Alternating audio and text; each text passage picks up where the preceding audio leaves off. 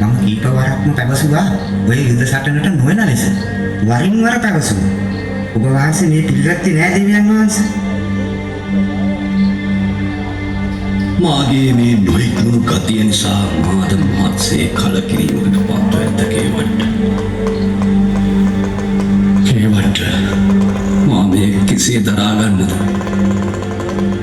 මාගේ පිය රජුගේ කීර්තිනාමයට පවා මා හානි කළේ කේවට. මහරජතුමනි, දැන් අප කුමක් කළ යුතුද? කළ යුතු දේ මා කරගන්නවා. තමා දනින්ද කේවට චිත්‍රා කුමරිය සමග ප්‍රේමයෙන් බැඳුණු ආගන්තුකයා ගැන. නැත්නම් මහරජතුමනි, ඔබ වහන්සේ දනීද? එසේ කේවට මා ඒ ඉතා හොඳින් දැනගතිමි. එසේනම් රජතුමනි, ඔහු කවුරුන්ද යනවද? මහට දැනගැනීමට අවසරද? ඔහු තමයි යුතුදුම්බර රාජධානියේ මහරජු වන ධර්මකීර්ති රජතුමාගේ එකම පුතු වන ආකාශ කුමාර. ඒ බව මා හොඳින්ම දැනගත්තෙමි කේවට, හොඳින්ම දැනගත්තෙමි.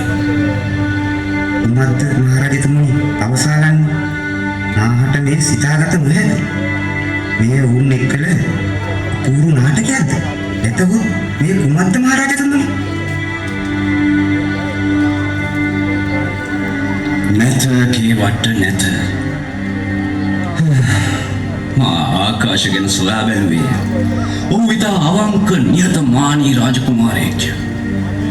ඔහු තම රාජ්‍ය අතහැර අපගේ මේ ආරණ්‍ය වනයට පැමිණියේ එන් සියලු සැප සම්පත් අතහැර දමාය කේවට.